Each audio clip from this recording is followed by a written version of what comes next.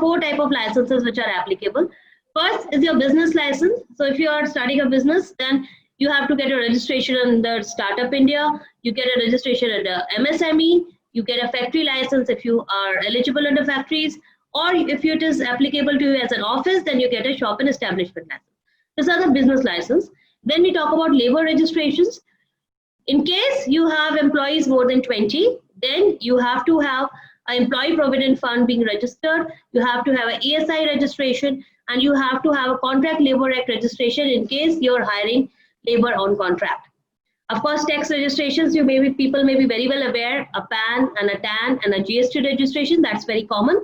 But in case you are also exporting goods, then you need to, or importing goods, then you have to have import and export code. Then the next which is important and which is applicable is your environmental license.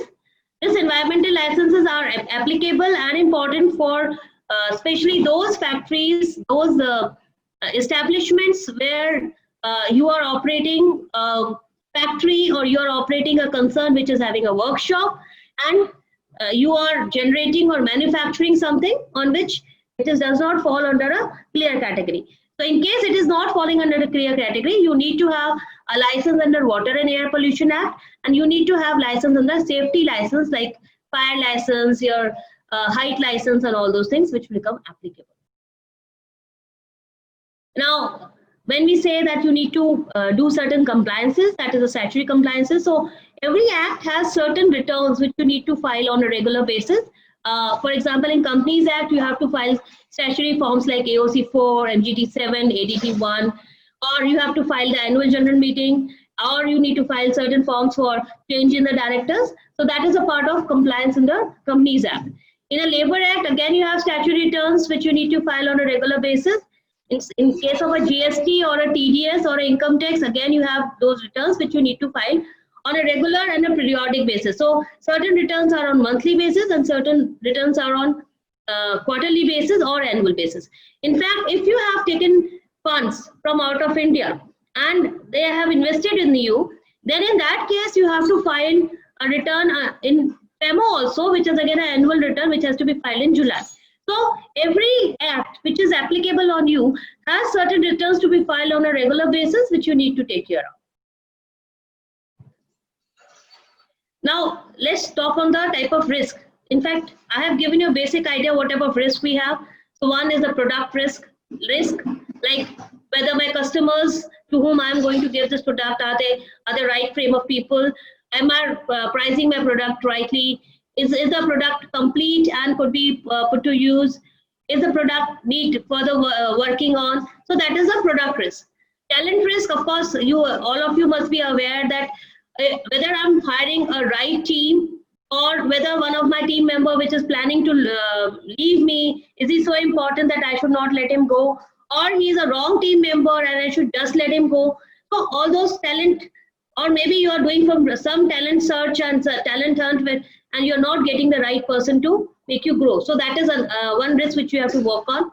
The legal risk, of course, we talked about compliances. Now, the important which we work on is a work safety. So if you today ask me, work from home has become a new culture, and that work has to be completed. Then the intellectual property theft. I think so I have just given you a brief. We can discuss it more in the later coming slides.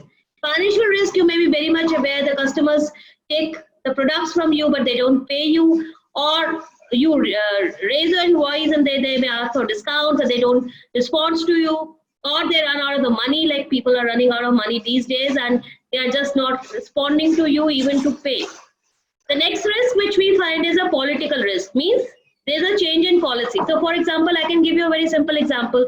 Because of IPC, we are facing this problem that they have changed.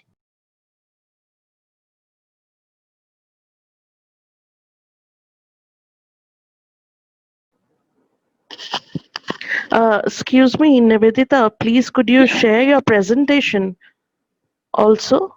Yeah, I'll share it with Bhaval. Have my presentation. She can share it. No, here also while you are speaking, please. She is sharing. We can resonate better. Is it not coming on your screen? I understand. No. Oh, it is coming. It is coming. Okay. Check it out. It is there on the screen. It is available on the screen. If you can just check Okay, it let me out. check. Let me check at my end. Okay. Thank Yeah, you. please. Presentation is visible.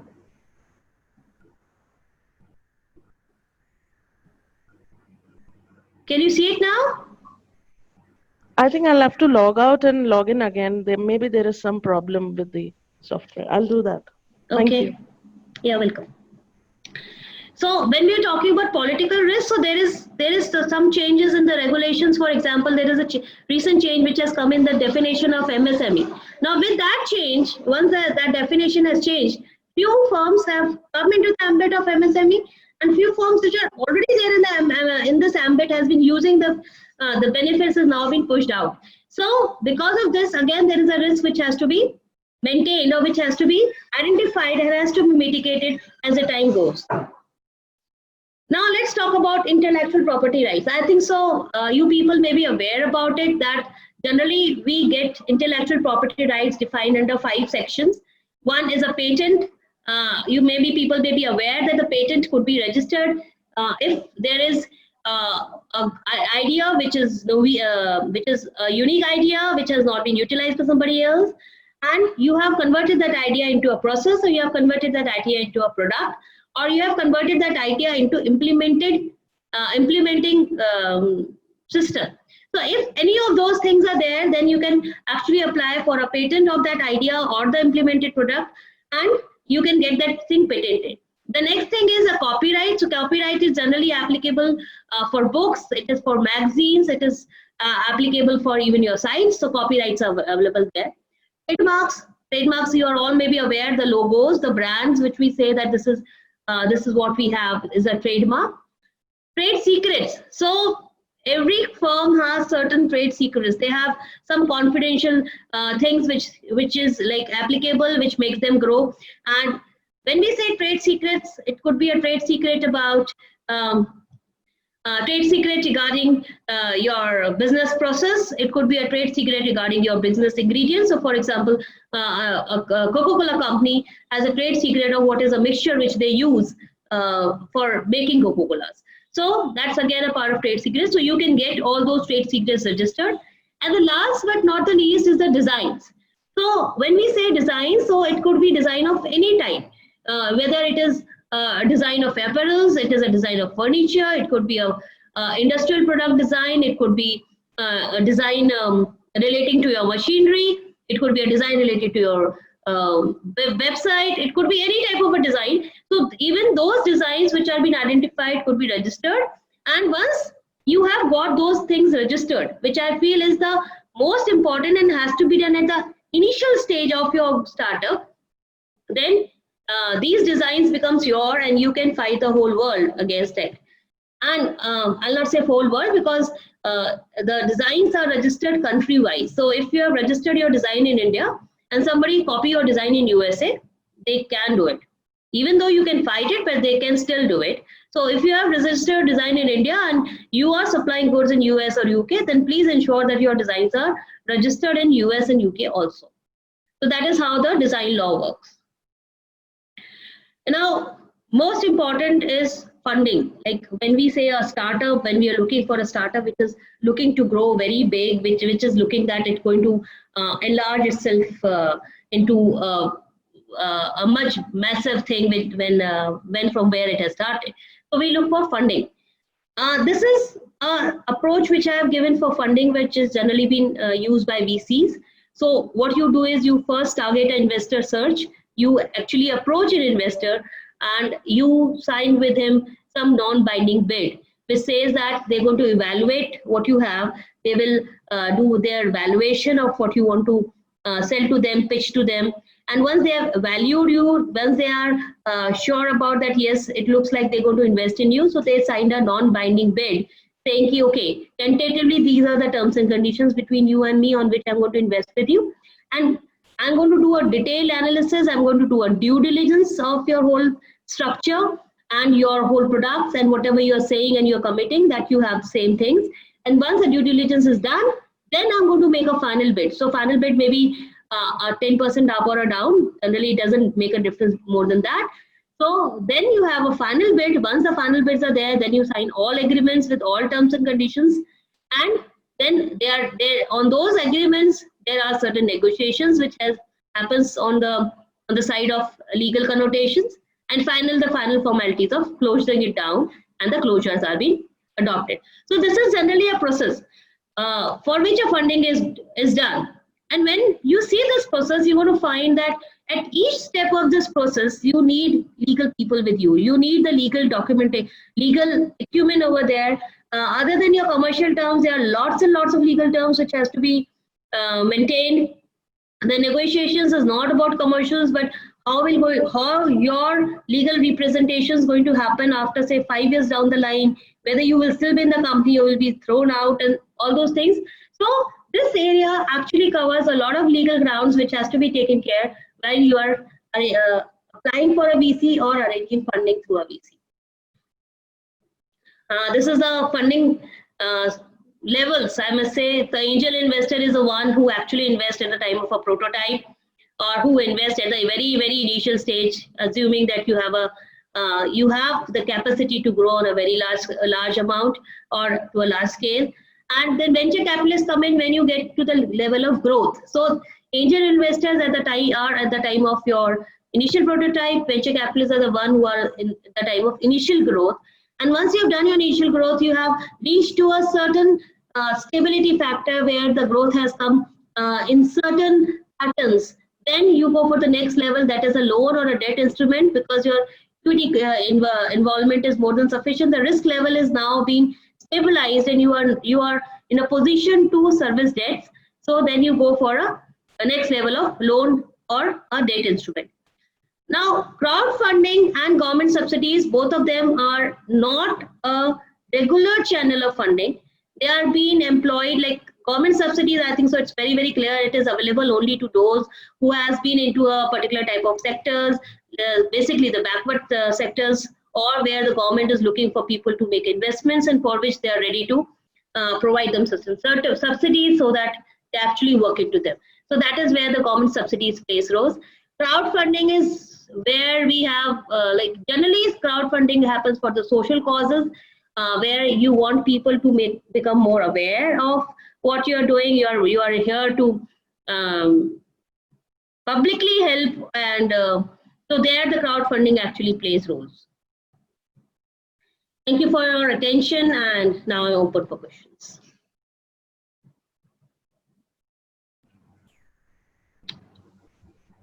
Yeah, any questions?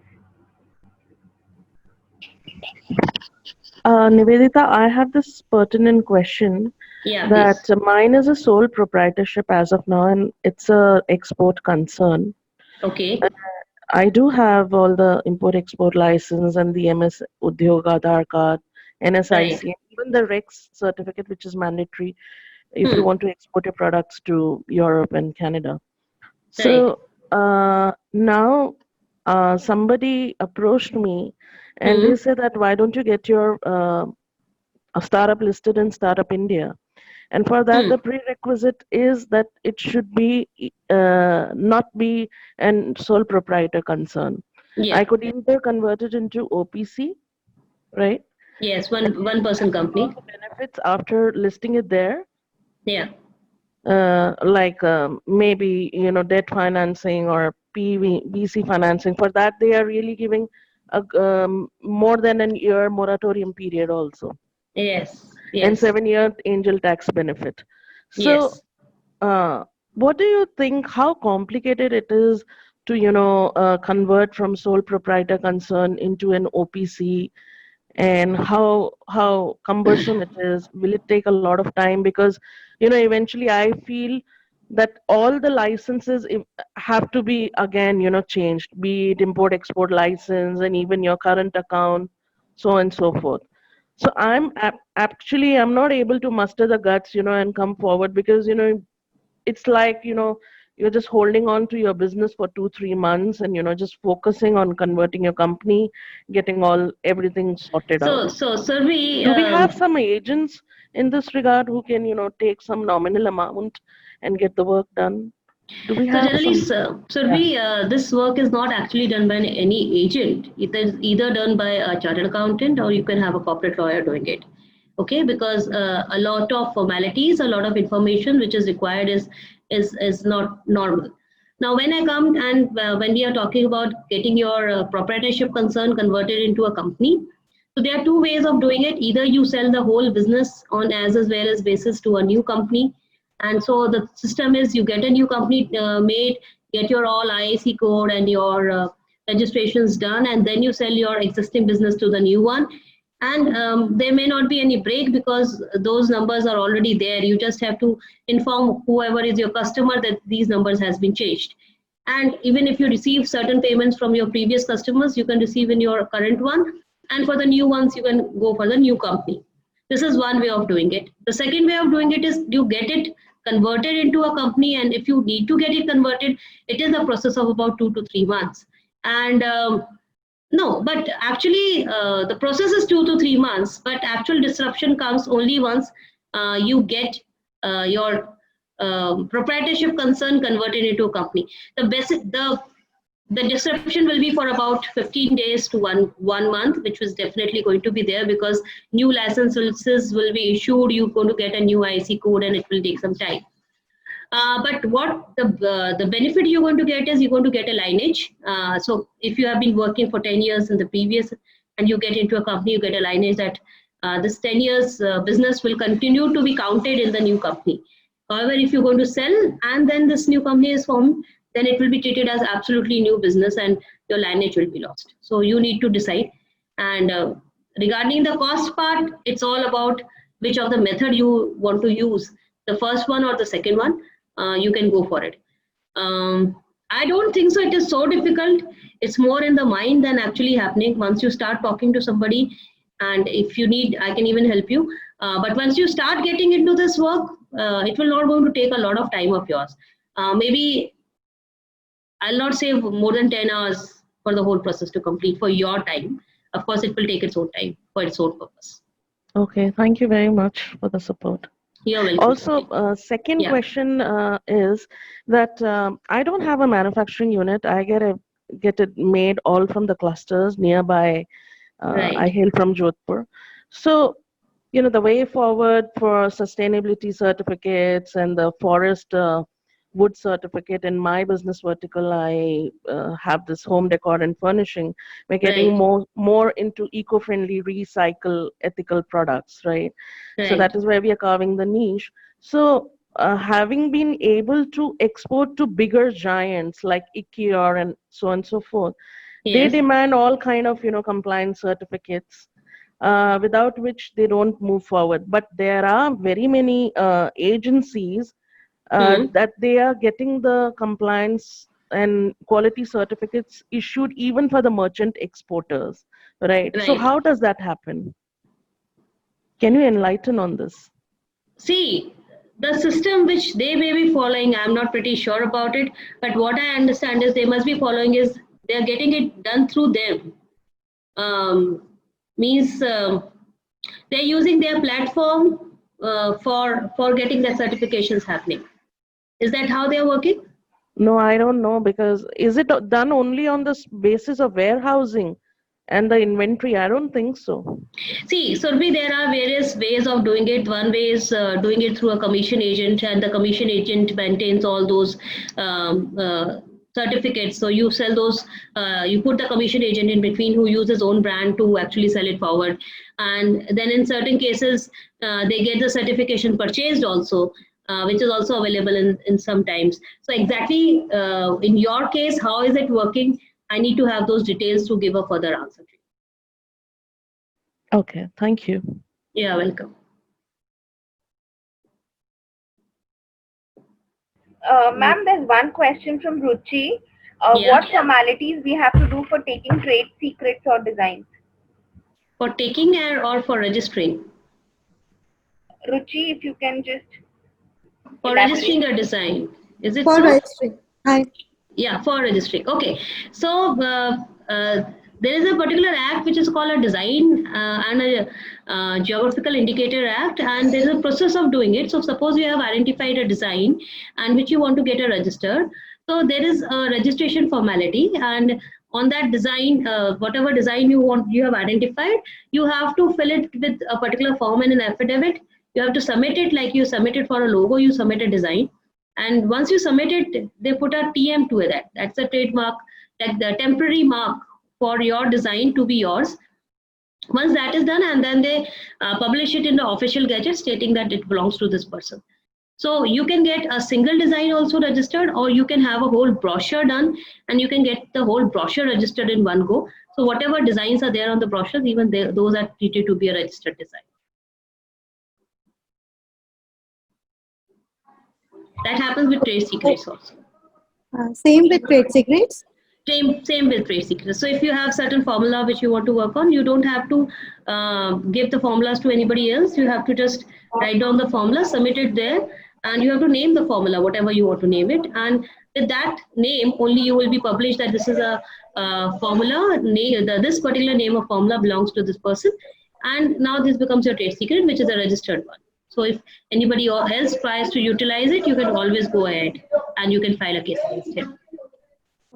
Thank you. Hi, thank you so much, ma'am, for such a nice session. I'm Mansi. Mansi, can you please be a bit loud? I cannot hear you properly. Yeah, Hello, am I audible?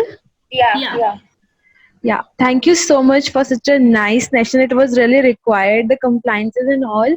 I am a chartered accountant myself, but I'm not practicing, and I am into a food business since a year. So Okay. I am into sole proprietorship, and I have food license. I have GST registration also. Okay. So I wanted to ask about the Startup India registration, because I was connected with Startup Oasis also. I have heard about it, but till today I am not clear about the Startup India registration. So is it required in my case, and how should I proceed for it? Not necessary that it is required to be registered in your case. And for Startup India, you need to be a company. So, so being a proprietor, and see, I tell you again one thing. If you are a chartered accountant, you must be understanding what is the risk which is involved to be a proprietor. So if you even don't want to make a company, make an OPC, one person company, or make a limited liability partnership with anybody with 1% liability, but keep your liability restricted. Especially in the food business, it's a very, very risky business. And mainly when we say that even if you have an FSI registration, if something happens for God forsake, whatever reason it may be, the direct impact is both civil and criminal liabilities. So please be very, very wary of working in as a sole proprietor. Yes, ma'am. Thank you so much. Actually, we were about to convert into this company thing in April only, but now I'm not able to connect with the investor with whom I was dealing. So maybe Okay. after this all thing will. Sure. Do look into it. thank you Once it so is a much. company, you can register in a Startup India. Yes, yes. Thank you so much. You're welcome. Anybody else for questions?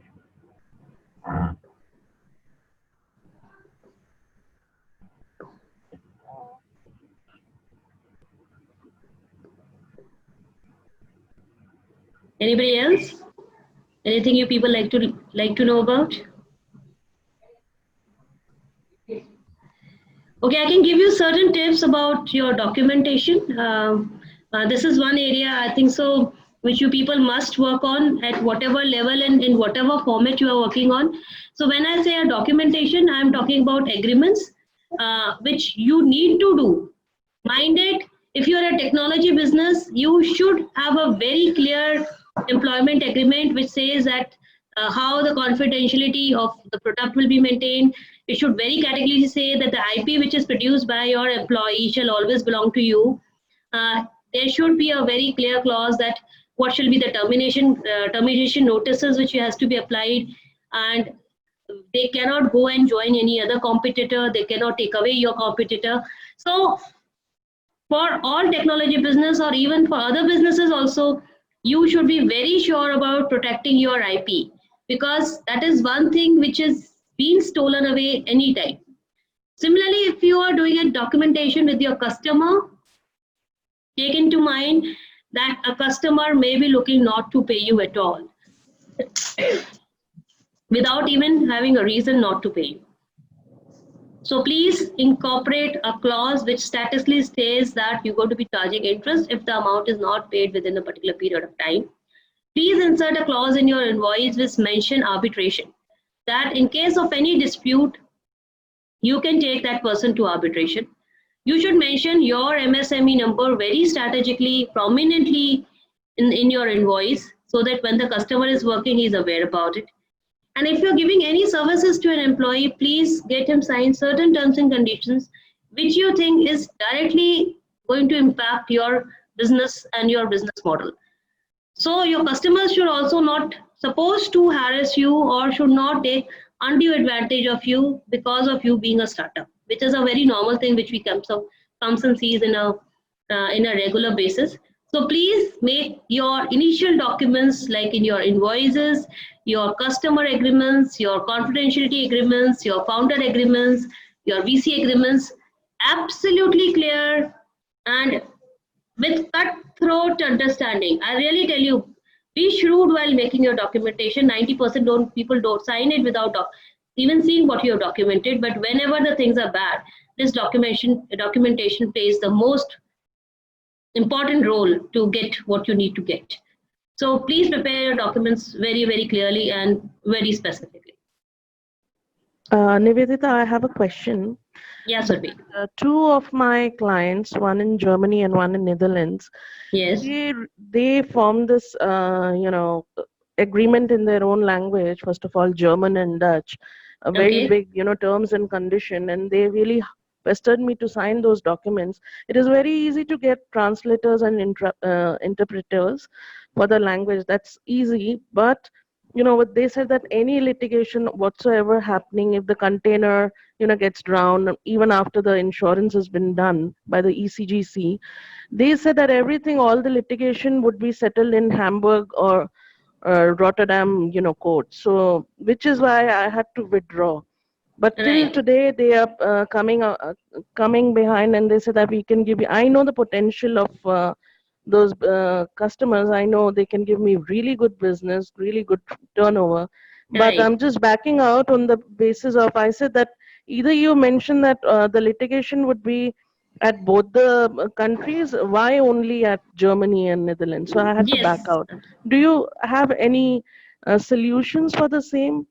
Generally, we suggest that if you are really insisting on things, even if not, you say that you can choose a neutral place. So it could be Singapore also under international laws. It could be Dubai under international laws. It could be UK under international laws. But I 100% agree with you that when you are entering with a contract like this, where they are insisting that it will be only in their country, and specifically knowing very well that the language is a hurdle, it's a very big risk if you agree for what they are putting their foot down. Yeah, that's the reason, I never agreed or I never gave the consent. I said it has to be a, mutual agreeable place, Yes. Not only your country, you can include India also for the litigation. So yes, they I denied. absolutely agree on you. The legal risk was very high of what they are trying to get from you. Thank you very much. You're welcome, Sabir. Okay, so we'll take last question. If anyone wants to ask. Hi, this is Himi. Can you be a bit louder, please? Hi, this is Himi. Can you hear me properly? Yeah, hear me. Yeah, you're audible.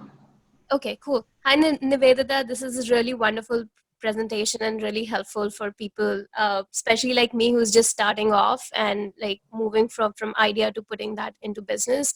So these are really. Yeah, thank you. So these are really important things to consider. Can you talk a little bit, and it might be outside the purview of what you talked, is like how much money all these things need? Because I'm trying to put things together and I want to know like how much should I have as an initial starting point to get my legal paperwork ready. I'm also registering my company next month. So can you just talk a little bit about that? Sure. So, Himi, I cannot give you very, very exact figures because, in the market, you have all the type of people who can work for you for quite a reasonable amount. And there are people who can be very exorbitant also, depending on whom you approach and how good are they in their work. But your cost will be starting anywhere from 50,000 and could go up to 5 lakhs. Okay. Okay, this is actually helpful because I really don't know if somebody's charging the right amount to me or not. But if the starting is 50,000, then okay, it's kind of a little better. And I'll definitely suggest that when you are starting a business and when you're getting these documentation done, please treat it as an investment and not an expense, because they will be the most important things when in future for you to deal with. Yeah. Thank you so much. You're welcome, Hemi. Okay, so as we end the session, on behalf of TiE Rajasthan, I would like to personally thank you and be very grateful for your time and effort that you've taken out to share your knowledge and experience. I'm sure the session was very insightful, and the session was very important also for startups. We will announce our next, and for all our participants, thank you for joining in. We will announce our next session soon, and do share your feedback for the session. Thank you very much for everybody for patient listening. Thank you. Thank you. Thank you so much. Thank you, Nivedita. Thank you. Bye-bye.